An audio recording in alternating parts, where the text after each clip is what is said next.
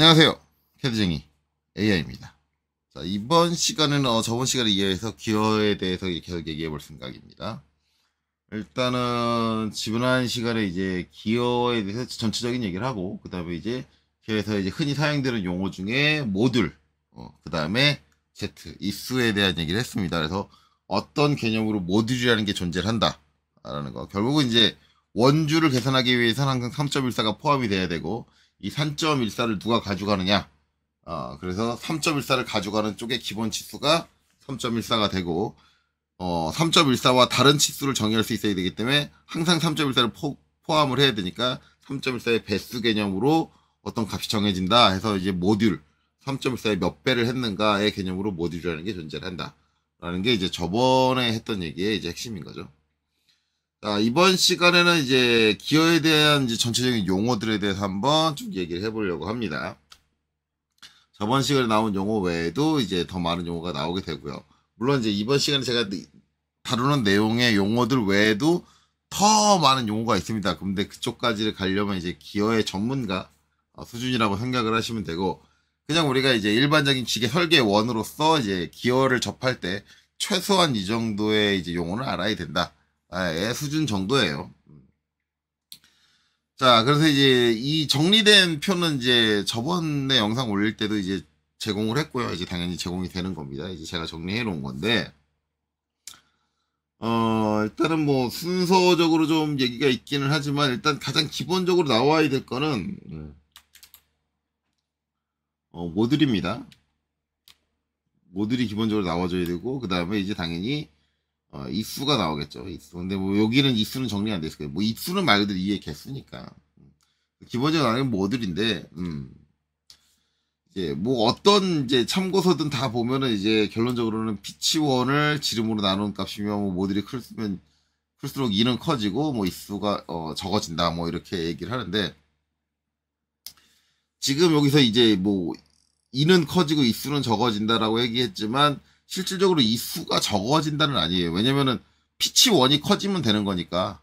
그러니까 이 수가 적어진다는 P1이 고정돼 있다라고 생각을 했을 텐데 그렇게 보면 좀 아닌 것 같고, 이게 저는 이제 이것들은 일반적으로 정리되어 있는 참고서들의 내용을 가지고 얘기를 한 건데, 실질적으로 모듈의 개념은 모듈이 클수록 2가 커진다. 2의 크기에 관련된 게 모듈입니다. 전에도 얘기했지만 이 이제 P1 쪽에 있는 요 폭, 여기서부터고, 우리가 이제 이 수가 정해지면 반드시 이 간격이 반복이 돼야 돼요. 반복.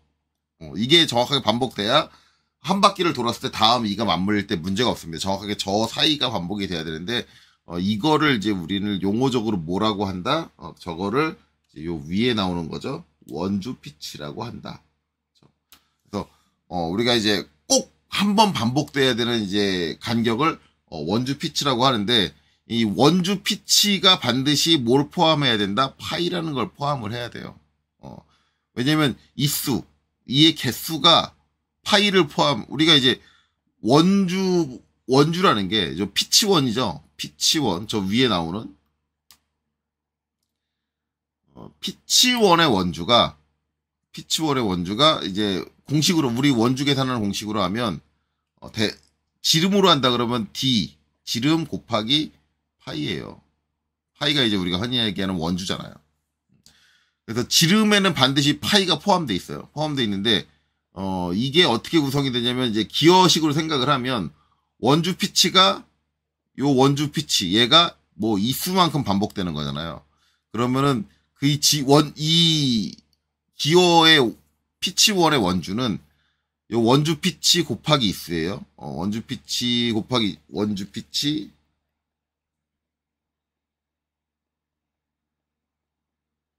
곱하기 이수가 되는데, 그러면은 이 파이를 이제 원주 피치가 가져가든 이수가 가져가든 누군가 가져가야 된다. 근데 저번 시간에 얘기했듯이 이수가 가져갈 수가 없으니까 이걸 원주 피치가 가져간다. 결국 얘가 가져간다. 그래서 원주 피치의 기본 사이즈는 뭐가 된다? 파이가 된다. 3.14가 된다. 이게 저번 시간에 나왔던 얘기잖아요. 3.14가 될 수밖에 없다, 얘가. 근데 3.14로 고정하면 기어 이빨의 폭의 크기가 결정이 난 거잖아요. 그러면은 모든 기어의 이빨의 크기는 3.14로 귀결이 되니까, 이 원주 피치에서 귀결이 되니까, 난 큰 이빨이 필요한데, 작은 이빨이 필요한데, 그때 못 그리게 되니까, 뭐예요? 요 파이를 포함하면서 원주 피치를 잡아줄 수 있도록 하기 위해서 앞에 모듈, M을 해주는 거죠. 그래서 파이의 몇 배로 처리를 할 거냐. 그렇게 한다. 그렇게 해서 이제 이빨 사이즈를 조정한다. 의 개념으로 이제 모듈이 존재한다. 그래서 나오는 게 이제 이런 것들이죠. 피치1, 원주 피치, 그 다음에 모듈, 이런 것들이 있다. 그 밑에 보면 이제 지름 피치라는 게 있습니다. 지름 피치라고 있는데, 지름 피치는 좀 이론적인 개념? 이론적인 개념이지, 여기서, 지금 그림상에서 이제 여기서 지름 피치가 어딥니다라고 말하기는 좀 힘들어요. 왜냐면, 지름 피치는 뭐냐면, 이수를 피치1의 지름으로 나눕니다. 이수를 대체 피치1의 지름으로 왜 나눠? 저는 이게 참 의아했어요. 이수를 왜 피치1의 지름으로 나누지? 라고 하는데, 우리가 이제, 이수가 있고, 이수가 이제 Z잖아요. Z. Z를 피치1의 지름이면 뭐냐면, 피치1의 지름은 이제 우리가 모듈 곱하기 Z, 이수잖아요. 이수예요. 모듈 곱하기 이수의 피치1의 지름은 결국은 우리가 이거는 저번에 공식 정리할 때 나왔죠. 그리고 이제 요 위에도 나오죠. 위에도 이제 얘기 나오는데, 이제 피치1의 지름은 모듈 곱하기 Z, 이렇게 되면 결국 ZZ 상쇄되잖아요. 그러면 뭐냐면, 모듈 분의 1이란 얘기예요. 1을 모듈로 나눈 값이, 지름 피치가 됩니다. 결론적으로 이렇게 돼버려요. 그럼 얘는, 어떤 원이든 그 모듈, 그러니까 이거를 해주는 이유가 이제 정확히 저는 이제 뭔지 모르겠는데, 결국은 이제 여기 있는 원하고 여기 있는 기어하고 여기 있는 기어, 요 두 기어가 서로 맞물리잖아요. 그러면은 이 원의 이수가 몇 개든, 이 기어의 이수가 몇 개든, 이 기어의 이수가 몇 개든, 어쨌든 모듈 값은 똑같을 거 아니에요. 결국 지름 피치를 구하면 얘랑 똑같은 값이 나와요. 그러니까 서로 맞물리는 기어는 지름 피치가 항상 같아야 된다라는 개념인데, 굳이 그걸 그렇게 확인해야 되나? 라는 생각이 저는 솔직히 들어요. 저걸 왜 확인하고 있지? 물론 이제 기어를 아주 전문적으로 확인하시는 전문적으로 전공하신 분들에 대해서는, 그분들은 저게 필요하다라고 말할지 모르겠는데, 일반적으로 저게 뭐 하는 짓거리인가? 숫자 가지고 장난치는 거 아닌가라는 생각이 저는 조금 들어요. 왜 지름 피치라는 용어가 하나 더 있지? 도대체 이 수를 왜 피치1의 지름으로 나눈 거야? 그럼 결국은 그건 모듈 분의 1이란 얘기 아니야. 그래서 이 지름 피치 같은 경우는, 나중에 이제 실제 기어를 제작을 해놓고, 그 기어가 제대로 제작이 된 건지 그거 확인하기 위한 뭐 실무적인 거라고 볼 수는 있는데, 일단은 의미는 없는 것 같아, 제가 봤을 때. 그래서 지름 피치라는 게 있다라는 것만 알고, 그게 이제 이수를 피치1의 지름으로 나눈 거다라는 것만 알고, 결국 걔는 모듈 분의 1이 돼버린다라는 것만 알죠. 그러면 이제 공식적으로는 다 끝난 거예요. 그렇게만 알고, 나중에 이제 기어 쪽에 전문적으로 일할 때 지름 피치라는 게 나오면, 그런 거였구나. 그리고 이제 활용하는 용도를 아시게 되면 되겠죠. 혹시라도 이제 이 영상 보시는 분들 중에 지름 피치가 정확하게 어떤 데 사용되는 건지 아시는 분이 계시면은, 댓글을 달아주시면 좋겠어요. 저는, 아무리 생각해도 저걸 왜 하고 있는지 모르겠어요. 지름 피치라는 게 왜 나와야 되는지도 모르겠고, 왜 저런 걸 하지? 저런 짓거리를 왜 하지? 라는, 모듈 분의 1인데. 자, 그렇게 됩니다. 그 다음에는 이제 이끝 높이라고 하는데, 이제 기어의 모든 형상은 이제 결국은 이 모듈과 이수가 결정해 나면서 피치1이 정해집니다. 피치1. 지금 여기 이제 기어가 있는데, 보시면 이제 기어가 이렇게 완벽해 있으면은, 기어에서 가장 크기가 먼저 결정나는 거는 이제 모듈이 되고요. 모듈이 결정나고 나면 이제 이수가 결정이 나고, 이제 모듈하고 이수에 의해서 뭐가 발생되느냐? 이제 여기 있는 이제 요거죠. 여기 이제 가운데. 그러니까 대부분 요 바깥 지름이 결정나는 게 아니라 이 피치1의 지름이 먼저, 중간에 있는 요 피치1의 지름이 먼저 결정납니다. 얘가 먼저 결정나요. 저게 결정나고, 얘로부터 얼마 해가지고 간격이 띄어지면서 나머지 이제 원들의 사이즈가 결정이 나요. 그래서 피치1의 사이즈가 먼저 결정이 난다. 그럼 이 끝은 뭐냐? 이 끝은 이제 결국은 이제 여기서 요 위까지. 피치 1에서부터 여기 이쪽에서 볼까요? 여기가 이제 요 빨간 선이 피치 1이잖아요. 피치 1에서부터 이 끝이라고 하는 건 이제 요 위쪽을 얘기해요. 아래쪽을 이제 이 뿌리라고 얘기합니다. 아래쪽을 이 뿌리라고 얘기하니까 이 끝이면 여기까지인데 여기서부터 여기까지의 높이. 이거를 이제 뭐라고 하느냐? 이 끝 높이라고 해요. 그래서 이제 어텐덤이라고 얘기를 하죠, 영어로. 어텐덤, 기어에 전공하신 분들은 이제 어텐덤이라는 얘기가 더 익숙할 수 있어요. 어텐덤이라는 얘기를 하는데 이게 이제 피치1에서 이 끝까지의 거리를 나타낸다라고 하는데 이게 여러 가지가 있어요. 보통 이가 있고 낮은 이가 있고 높은 이가 있습니다. 그러니까 기본이 보통이고 그 다음에 좀 낮게 쓰는 경우가 있고 높게 쓰는 경우가 있어요. 그래서 기본적으로 정해져 있는 게 보통 일을 쓸 때는 모듈. 그래서 여러분들이 가장, 전산응용 기술도 기능도 공부한 사람들이 가장 익숙하신 분이 뭐냐면, 여기서부터, 여기까지 높이는, 피치 1에서부터 여기까지 높이는 모듈이야. 이렇게 외우잖아요. 근데 그걸 뜬금없이 외우는 게 아니라, 이게 꼭 모듈이 아니어도 돼요. 왜냐면 0.8m이 있잖아요. 모듈에 0.8배도 있고 1.2가 있잖아요. 높은 일을 쓸 수도 있고, 낮은 일을 쓸 수도 있어. 꼭 그런 거 아니야. 꼭 모듈이 아니야. 근데 우리가 높은 이나 낮은 이는 시험에서는 특수한 상황이 잘 안 나와요. 특수한 상황이 안 나오고 일반 상황이기 때문에 굳이 낮은 일을 쓸 이유가 없고 높은 일을 쓸 이유가 없으니까 보통 일을 늘상 쓰다 보니까는 대부분 학원에서 가르치는 분들이 얘기하죠. 기어에서 보통 이가 있다, 낮은 이가 있다, 높은 이가 있다라는 걸 알려주지 않고 그냥 기어 그릴 때 피치1 그렸죠? 피치1 그렸으면 피치1으로부터 모듈만큼 위로 올라가면 그게 이 끝이에요. 라고 얘기를 하는 거예요. 근데 이 부분은 저도 학원에서 똑같이 가르쳐요. 왜냐면 학원의 시간이 그만큼 적기 때문에 학원에서 보통이 낮은이 높은 이를 얘기하기 시작하면 밑도 끝도 없어. 한도 끝도 없어. 그래서 뭐 학원에서 그렇게 가르치시는 분들을 제가 뭐 이제 뭐라고 하진 않습니다. 저도 그랬어요. 저도 여기서는 그냥 피치1 그렸어. 피치1 그랬으면 거기서 이제 모듈만큼 위로. 하지만 이제 여러분들 이제 이 영상을 보시는 분들은 이제 개념적으로는 보통이 말고도 낮은 이라는 개념이 있고 높은 이가 있는데 이게 보통 이를 기준으로 플러스 0.2, 마이너스 0.2 정도 허용이 돼서 이제 더 곱해져 가지고 더 이제 기어 이빨의 이제 높이가 차이가 날 수가 있다라는 거. 근데 저런 것들은 이제 그런 이제 특수한 상황에 처했을 때 사용을 한다라는 걸 이해하시면 되겠습니다. 자, 그 다음에 나오는 거 이제 이 끝 틈새라는 게 나와요. 이 끝 틈새라고 하는데 이제 이거를 이제 클리어런스, 원래 이제 클리어런스라는 개념이 더 익숙할 거예요. 그거를 보면은 이 끝 틈새 같은 경우는 이제 이 뿌리 원에서 상대의 기어 끝 원까지의 거리를 나타낸다. 근데 그림을 이제 요렇게 해놨죠. 요렇게 해놨는데 이제 저 말대로 하면 이제 뭐가 되는 거냐면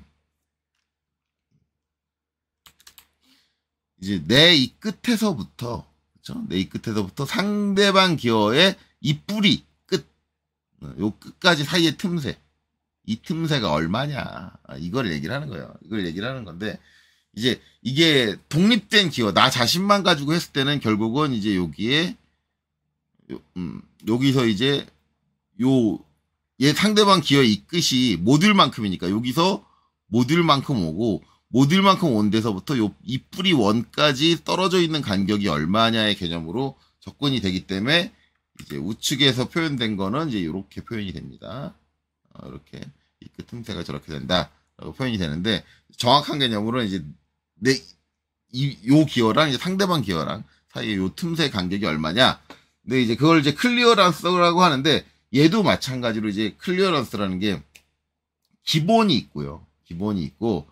그다음에 이제 뭐 절삭치라는 게 있고 연삭치 월 세이빙치라는 게 있어요. 물론 이제 기본하고 절삭치가 있고 그다음에 연삭치 세이빙치가 있는데 차이점은 뭐 기본이라고 하는 건 클리어런스가 0.25보다 크거나 같다잖아요. 크거나 같다. 그러니까 커도 되고 같아도 된다. 그러니까 여러분들이 공식적으로 외웠을 때 결국은 이제 이 틈새가 결국은 이 뿌리 높이에 해당합니다. 결국. 왜냐면은 이 뿌리 높이가 요 틈새를 포함을 하는 거니까 결국은 여기서 이 끝 높이를 오고 거기서 0.25를 더 와야 돼. 0.25 모듈. 여기 첫 번째 거에 모듈이 빠졌네요. 뒤에 이제 0.25 모듈입니다. 그러니까 모듈 곱하기 0.25인 거예요. 모듈 곱하기 0.25가 포함돼요. 그래서 여기 모듈 오고 모듈 곱하기 0.25 이렇게 온다라고 생각하시면 돼요. 결국은 이제 입뿌리원의 높이는 모듈 곱하기 1.25가 되는 거죠. 여기 0.25 요거 자체가 모듈이니까 모듈이 1이고 거기에 이제 0.25가 플러스 됐으니까 모듈 곱하기 1.25다라는 개념이 이제 그렇게 나오는 거죠. 그래서 이제 대부분 이제 피치1 그리고 모듈 곱하기 1.25만큼 내려서 입뿌리원을 여러분들이 이제 작성한다고 배웠을 거예요. 근데 이제 그 부분도 기본이 그런 거고 기본도 딱 0.25를 해야 되는 게 아니라 0.25보다 더 줘도 돼요. 더 줘도. 왜냐면 크거나 같다잖아. 이거 절삭치로 따지면 저스트 0.25m이 되는 거고 그 다음에 연삭치, OR 세이빙치 같은 경우는 좀 약간 넓게 줘요. 그래서 0.35다. 이렇게 주잖아요. 그래서 딱딱 정해진 값이 0.25 모듈에서 0.35 모듈이니까 실질적으로는 이게 내가 설계하는 개념에 따라서 0.35를 넘지 않는 게 좋아요.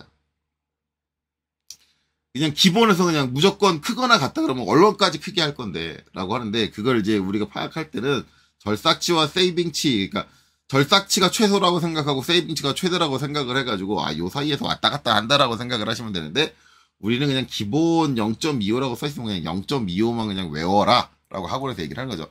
왜냐면 여러분들이 기어 전문가가 아니니까 상황에 따라서 이제 저 부분을 더 줄 거냐 덜 줄 거냐 뭐 그런 판단을 할 수 없잖아요. 그러니까 그냥 암기식으로 자 우리가 이제 피치원을 그렸을 때 입뿌리원을 그리기 위해서는 모듈 곱하기 1.25를 해서 그리십시오. 뭐 그렇게 하는 거죠. 간격을 띄워가지고 뭐 그렇게 된다라는 개념이 돼요. 그래서 이제 그런 이제 이유에 의해서 피치원이 그려지면 피치원에서 왜 여기서 위까지 모듈까지 올라가는지 보통 2로 선정을 해서 했기 때문에 모듈까지 올라가는 거고 왜 입뿌리원을 그릴 때 모듈 곱하기 1.25를 하는 건지 이 끝 틈새의 공식 자체가 기본적인 이제 개념 자체가 0.25를 기준으로 잡혀 있다. 그러다 보니까 이제 모듈 더하기 0.25를 하다 보니까 1.25가 된 거고 그래서 우리가 할 때는 모듈 곱하기 1.25를 해가지고 입뿌리원을 작성을 한다 라고 생각을 하시면 되는 거죠. 자, 저런 개념이고 그 다음에 나오는 게 이제 이 높이입니다. 이 높이는 이제 당연히 입뿌리 원에서부터 이 끝 원까지 사이의 높이예요. 이 높이 같은 경우 우리 이제 자격증 시험에서 이제 작성해야 되는 요 목표에 전체 높이, 전체 이 높이를 작성하게 돼 있죠. 그래서 전체 이 높이를 작성하는데 결국은 이제 이 끝 높이 플러스 입뿌리 높이다. 그러니까 모든 기어의 개념은 피치1을 기준으로 얘기를 하는 거예요. 피치1으로부터 여기 이 끝 원까지의 높이랑 피치1으로부터 입뿌리 원까지의 높이를 더해서 전체 이 높이라고 한다. 그래서 이제 이렇게 되고 그 다음에 이제 유효 이 높이는 이제 실질적으로 물리는 이 높이, 물리는 이 높이를 얘기를 하는데 유효 이 높이는 이제 결국은 이제 이 끝 틈새, 틈새를 빼고라고 생각하시면 돼요. 유효 이 높이는 이제 이 끝 틈새를 빼니까 0.25 모듈을 뺀 상태를 얘기를 한다. 실제 물리는 이 높이. 왜냐면 여기 있는 틈새는 물리는 이 높이가 아니니까. 그렇게 생각을 하시면 되고 그 다음에 이 너비라고 하는데 이 너비 같은 경우는 이제 요 그림엔 안 나와 있습니다. 여기는 전혀 안 나와 있는데 이 너비는 이제 이거 얘기하는 거예요. 여기 기어가 이렇게 있으면 여기 이빨이 보이는 데가 아니라 여기서 이제 이렇게 툭 옆으로 가면 이제 이빨이 이제 쭉 뻗어 있는 길이, 이빨이 쭉 뻗어 있는 길이가 얼마냐? 그게 이제 뭐다? 이 너비다라고 생각을 하시면 됩니다. 자 그리고 이제 오시면 이제 뒷틈이라는 게 나오죠. 근데 이제 이 뒷틈이라는 것도 이제 기어 쪽 아니면 기계 쪽에서 공부하시는 분들은 저 뒷틈이라는 용어는 익숙하지 않아요. 흔히 많이 사용하는 용어가 이제 백래시죠. 백래시. 백래시 같은 경우는 이제 여기서 보면 이제 기어가 이렇게 물려 있는데 이게 이제 보는 방향이 두 가지예요. 이제 이렇게 딱 해서 이제 한쪽이 닿았어. 딱 닿아 있는데 요 반대쪽을 보시면 여기를 보면은 여기 지금 틈새는 안 보이는데 선이 약간 좀 굵다라고 보이는 게 느껴질 거예요. 여기는 그렇게 안 굵은데 서로 맞물려 있는데 여기는 딱 닿아 있다는 얘기고 여기는 약간 살짝 떠 있다는 얘기입니다. 이 살짝 떠 있는 틈을 바로 백래쉬라고 해요. 백래쉬. 여기서도 이제 틈이 여기서만 발생을 하는 게 아니라 이제 대부분 볼 때 이제 여기가 맞물려 있으면 얘를 가지고 백래쉬를 얘기하던가 아니면 여기를 가지고 백래쉬 얘기합니다. 여기하고 여기하고 벌어져 있는 양이 비슷해요. 대충 비슷해요. 여기를 가지고 백래쉬를 얘기하는데 결국은 이제 요게 벌어져 있는 건데 백래쉬가 없는 기어, 그러니까 이게 백래쉬가 없는 기어는 이제 제로 백래쉬 아니면 백래쉬 제로 이렇게 얘기를 하는데 그런 기어는 상당히 고가입니다. 그리고 이빨이 일반적인 공식에 의해서 선정된 이빨이 아니라 그 회사에서 제로 백래쉬를 만드는 노하우들이 있어요. 각 회사마다 그 노하우가 적용돼 있는 방식을 이용을 해가지고 백래쉬 만들어요. 일반적으로 이제 이론적으로 이빨을 그려가지고 백래쉬를 제로를 만들잖아요. 걔를 실제로 구동을 시키면 이빨이 다 부딪혀가지고 기어가 동작을 못합니다. 진짜 실질적으로 그냥 우리가 알고 있는 뭐 인벌리트 곡선을 써가지고 이론적인 기어 치형을 그려가지고 백래쉬 제로의 치형을 만들었다라고 한다면 걔는 최다 언더컷이 발생해요. 그 언더컷이라고 하는 게 이제 기어가 회전하면서 이제 요 이빨이 요 틈새로 들어와야 되잖아요. 틈새로 들어오는데 이게 들어올 때 뭐 얘하고 걸린다든가 요 끝이 걸려가지고 못 들어오게 되는 것들이 발생을 해요. 그리고 이제 돌 때도 이제 반대쪽으로 돌 때도 뭐 이제 뭐 여기 이빨이 뭐 어디를 친다든가 뭐 아니면 반대쪽 이빨이 또 어디 걸린다든가 그런 현상들이 발생하는데 너무 이 피치 원상에서 이거를 딱 정확하게 이론적으로 맞춰가지고 거기에 딱 맞춰서 타이트하게 만들어버리면 기본적으로는 이제 모든 기어, 거의 대부분의 기어들이 언더컷이 나버립니다. 언더컷이 나면 이제 기어 이빨이 맞물리다가 어디가 닿아가지고 못 끼어 들어가지 못하는 상태가 발생하기 때문에 기어 자체가 동작을 안 해요. 그래서 백래쉬를 살짝 줍니다. 거의 대부분의 기어들이. 백래쉬를 어느 정도 줘야. 우리가 나사 같은 경우도 유격이 있어야 돌려 집어넣지. 백래쉬를 어느 정도 주는데 이제 그 유격의 양을 얘기를 해요. 그럼 백래쉬가 있으면은 좋은 거는 언더컷을 방지할 수 있습니다. 근데 단점은 뭐냐면 기어가 정지, 스탑을 할 때 딱 내가 이 위치에 스탑할까 하고 딱 스탑을 했는데 백래쉬 뒤에 틈이 있다 보니까 살짝 뒤로 밀립니다. 그러니까 내가 정지한 거보다 살짝 뒤로 밀려서 정지할 수 있다. 그렇죠? 왜냐면 정지를 딱 하면 하나는 동작을 했다가 멈췄고 하나는 계속 동작을 하려고 그러니까 갔다가 다시 돌아오면서 다시 치고 그러면서 이제 틈새가 있으면 그 틈새 사이에서 왔다 갔다 하다 서요. 딱 정확한 위치에서의 정지가 불가능하다. 백래쉬가 있으면. 그래서 정지 위치가 되게 중요한 경우는 돈을 많이 주고서라도 제로 백래쉬를 갖고 있는 기어를 구매를 합니다. 그렇기 때문에 그 제로 백래쉬 기어는 비싼 거고요.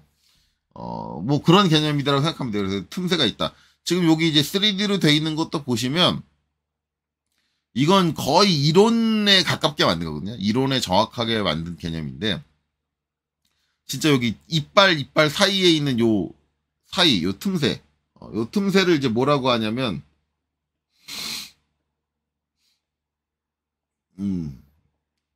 이 하나의 틈새를 이제 이 두께라고 합니다. 이 두께. 여기서부터 여기. 이 두께라고 하는데, 이 두께는 여기서 직선 거리를 얘기하고요. 이제 원주로 따지자 그러면, 우리가 이제 원주 피치가 일반적으로, 원주 피치가 이제 요 점에서부터 요 점까지의 요 호의 길이잖아요. 호의 길이가 이제 우리가 원주 피치라고 하는데, 그렇게 되면 이제 일반적으로 상식적으로 생각했을 때 요 사이에 이빨이 하나 들어가야 되니까, 여기까지 여기 폭을 일반적으로 이제 우리가 대부분 간단하게 생각했을 때 어떻게 생각하냐면 원주 피치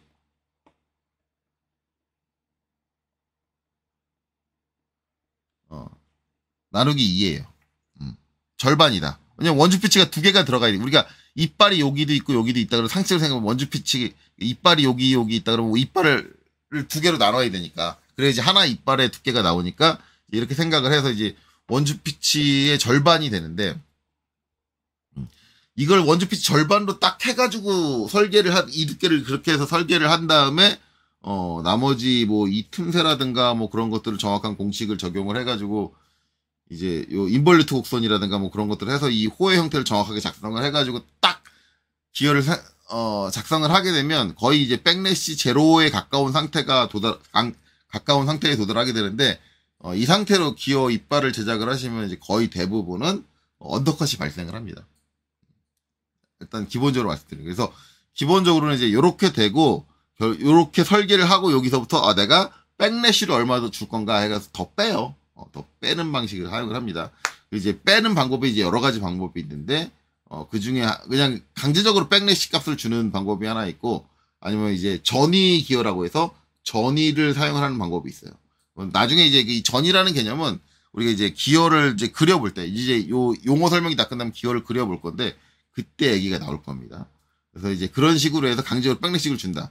어쨌든 이제 이론적으로 딱 정확하게 그린 거긴 해요. 그래서 지금 기어가 이쪽이 딱 정확하게 딱딱 이렇게 딱 아무리 확대해도 여기가 계속 이런 식으로 보이죠. 여기가 딱 닿아 있는 상태예요. 근데 이제 제가 말씀드렸을 때 이렇게 닿아 있으면 이제 어디를 보느냐, 요 반대를 본다 그랬잖아요.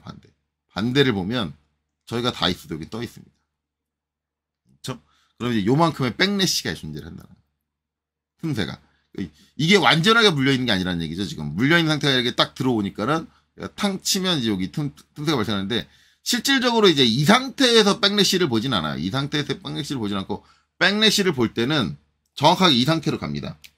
실질적으로 두 기어가, 우리 백래시를 계산할 때는 두 기어가 이제 맞물리는 지점, 딱 정확하게 딱 닿은 지점이 피치 원상이 되게 딱 이렇게 맞춰놓고 이제 반대쪽 간극을 보는 거예요. 이것도 이제 좀 돌려가지고 피치 원상이 딱 맞게 하면은 좀 달라질 거예요. 한번 해볼까요? 좀 떨어지는 양이 좀 더 달라질 것 같은데.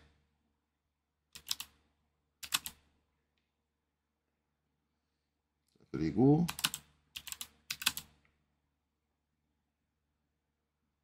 대략적으로 피치 원상이 여기니까 여기를 수직하게 놓을게요. 수직하게 넣고, 그 다음에 여기도 돌려서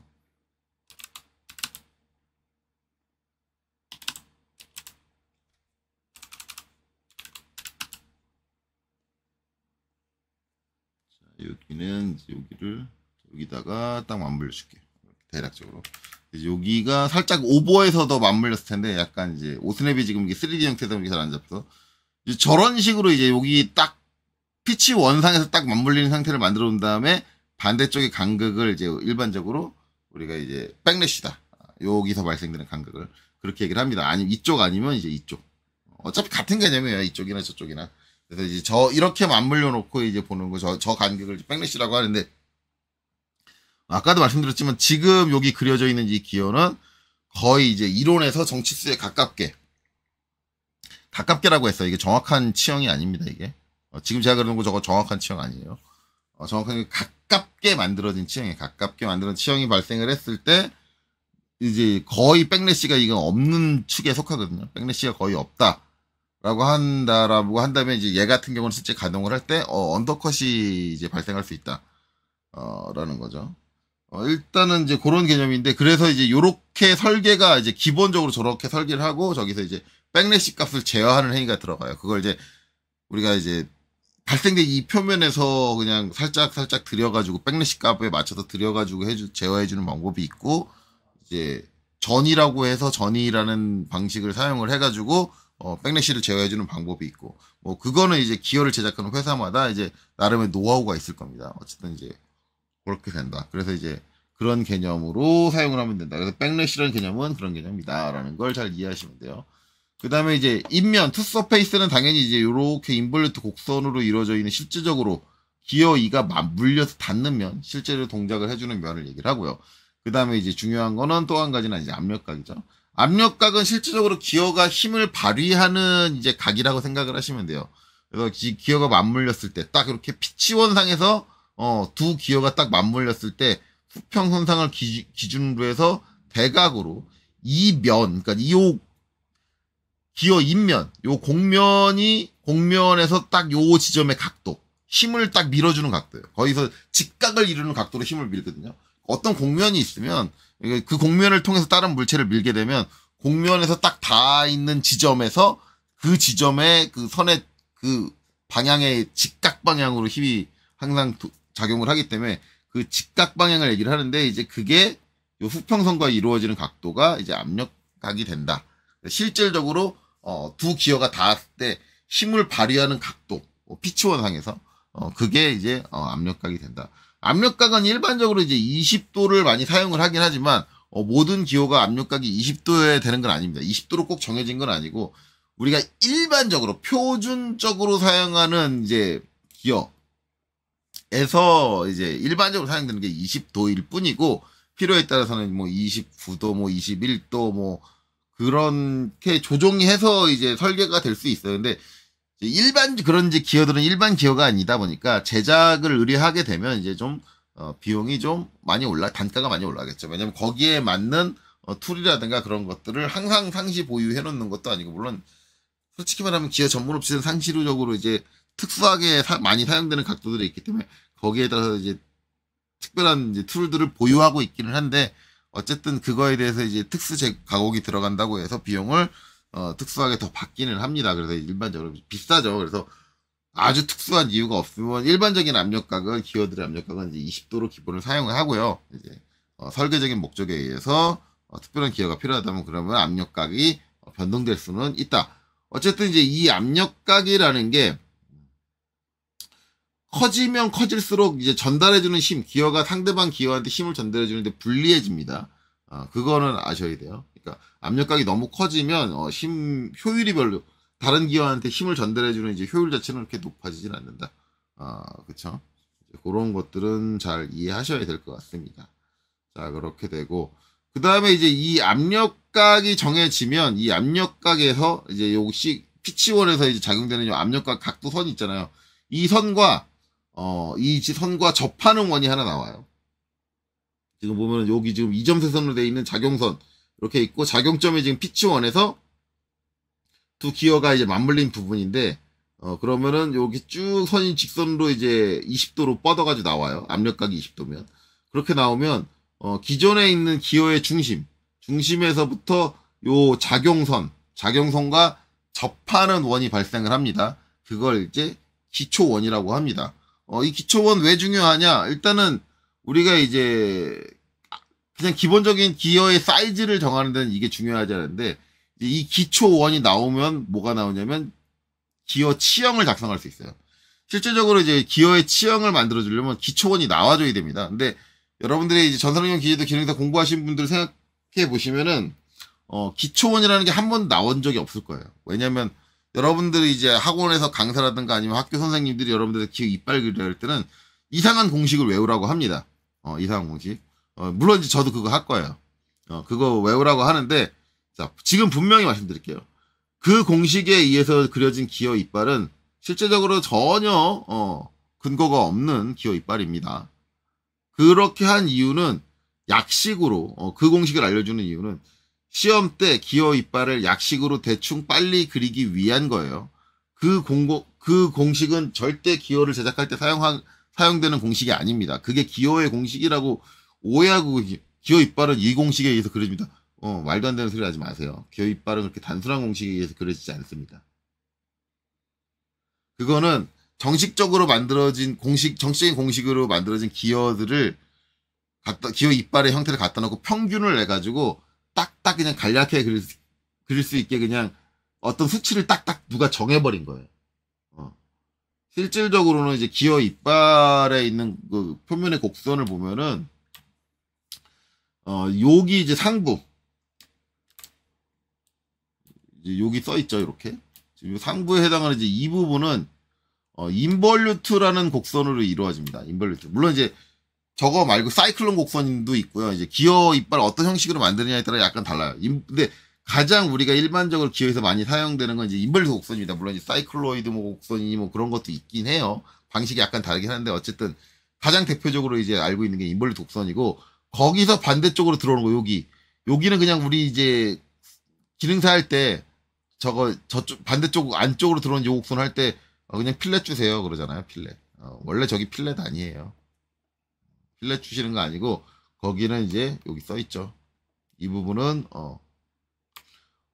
드로볼류트 곡선이다라고 하는데, 뭐 디루코이드라는 방식의 이제 곡선을 계산해 주는 방식이 있는데 있어가지고 이제 드루볼류트 곡선, 그 드루코이드 곡선을 이용을 해가지고 드루볼류트 곡선이 발생을 한다라고 해서 이제 이렇게 있어요. 그래서 실질적으로 이렇게 단순하게 그려지진 않는다. 그걸 이제 이해를 하시면 되고요. 일단은 이제 약식으로 그리는 거 하기 전에 이제 저는 이제 요 기호 이빨을 그릴 때 인벌루트 곡선의 개념을 여러분들한테 알려드릴 겁니다. 인벌루트가 어떤 곡선이다. 알고 계신 게 좋아요. 그리고 조금 안타까운 건 드로벌루트 곡선은 저도 못 그려요. 저보다 실력 좋으신 분들 이거 그릴 수 있는 분들이 계신 걸로 알고 있는데 어우 제가 자료를 찾아봤는데 워낙 복잡해가지고 그게 도대체 어떤 개념인지도 저는 이해를 잘 못하겠더라고요. 인벌루트는 간단해요. 인벌루트는 간단한데 드루벌루트는 이제 드루코이드 곡선이라는 게 원래 이제 기본적인 이론은 간단해요. 이렇게 원통이 있잖아요. 원통. 그리고 이제 원통을 어떤 이제 따라가는 경로가 있어요. 이 원통을 이 수평을 따라서 굴린다 그러면 이 원통에다가 점을 하나 찍습니다. 그리고 이제 얘를 굴리는 거예요. 그럼 얘 굴러가니까 이 점이 이제 점차 오잖아요. 그러니까 이 선을 표면으로 이 원통이 구를 때 얘가 앞으로 가면서 구를 거 아닙니까? 그러면은 이 점이 움직이는 궤적을 이제 뭐 드류코이드 곡선이라고 해요. 그 궤적을 그려는 거. 그걸 이제 드류코이드 곡선이다라고 하는데 이게 이제 직선을 따라가는 거면 내가 그리겠어. 직선을 따라서 굴러갈 때 나오는 궤적이다 그러면 그리는 게 가능해요. 충분히 가능해. 근데 문제는 뭐냐면 여기에 발생되는 드리코이드는 이 직선을 따라가는 게 아니라 여기 뭐 이제 이런 식으로 돼 있는 이상한 커브를 따라가요. 그럼 이 커브를 먼저 그려야 돼. 이 원통이 굴러가는 따라가는 이 커브를 먼저 그려야 돼. 얘를 못 그리겠어. 뭐 얘만 그려졌다고 한다면 얘만 그려졌다고 한다면 나도 드로벌루트 곡선을 그릴 수 있겠지. 걔를 따라가지고 가는 거니까.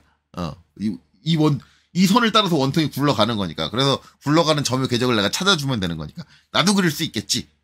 하지만 몰라. 그래서 솔직히 말하면 이제 드로벌루트 곡선까지는 제가 여러분들한테 보여드릴 수는 없고 제가 생각하는 거는 인벌루트 곡선은 저 개념을 이해하기 위해서라도 한번 그려보는 게 좋다. 하지만 이제 앞에서 얘기를 했지만 제가 이제 인벌루트 곡선을 그리는데 사용하는 방식도 어느 정도는 약식이에요. 왜냐하면 정확하게 인벌루트 곡선으로 치형을 그리려면 복잡한 수식을 통해서 계산을 해가지고 계산식에 의해서 어떤 좌표를 찾아내는 게 정석이에요. 근데 저는 그게 아니라 그냥 오로지 CAD만 써가지고 인벌루트 곡선 CAD에 있는 기능만을 써가지고 내가 어떤 수식도 쓰지 않고 함수도 쓰지 않고 그냥 CAD의 기능만 가지고 인벌루트 곡선을 그려주는 제도법만 가지고 그걸 하는 거기 때문에 그것도 이제 완전히 정석적인 방법은 아니다. 약간 약식이다. 약간. 하지만 우리가 알고 있는 전혀 뜬금없는 그 방식. 또 중간에 중심선을 그려놓고 거기서부터 모듈 곱하기 얼마에서 옵셋하고 모듈 곱하기 또 얼마에서 옵셋하고 모듈 곱하기 얼마에서 옵셋하고 그 뜬금없는 공식보다는 훨씬 더 정확한 방식. 그렇게 생각을 하시면 돼요. 이제 그런 방식으로 한번 그려볼 거다라는 거죠. 자, 그래서 이제 그거는 이제 기어 치형 그리는데 하고, 그래서 이제 어쨌든 이제 기어에 이제 이런 용어들이 있다라고 해서, 최소한 제가 이제 제공해드린 이 문서에 있는, 용어들은 다 외우시는 게 좋아, 알고 계시는 게 좋아요. 그러니까 누가 기어에 대해서 얘기를 하는데, 야, 작용점이 어떻게 돼, 작용선이 어떻게, 압력각이 어떻게 되고, 뭐 이 끝틈새가 어떻게 돼, 이쁜 이런 얘기를 여러분들 할 때 여러분들이 듣고, 같이 대화에 동참할 수 있는 정도. 그래서 그 정도의 개념 정도는 알고 계시는 게 좋다. 자, 그래서 이제 다음에 할 거는 이제 이 공식을 가지고 이런 이제 형태를 가지고 이제 우리가 기어를 이제 어떻게 그릴 거냐, 어떻게 그려야 되느냐, 그리고 이제 기어의 표면은 도면적으로 어떻게 되느냐, 2D 도면적으로 이제 그런 것들을 이제 얘기를 하려고 해요. 그래서 이제 다음에 할 때는 이제 여기 이제 요 목표가 하나 있거든요. 이 요 목표를 기준으로 일단은 기어를 하나 그려보려고 합니다. 기어 이제 내부에 있는 형태를 그리려고 하는 건 아니고 이제 지금 여기 있는 것처럼 외부 형태만 이빨이 있는 형태들 뭐 이런 것들만 우리가 이제 도면적으로 이제 표현을 할 때 어떻게 이제 우리 기어 도면을 작성을 해야 되는가 그걸 한번 알아보도록 하겠습니다. 그래서 이번 강좌는 이제 용어에 대한 얘기니까 말로만 했는데 이런 것도 한번 들어보시고 여기까지 들어주시느라 수고 많으셨습니다.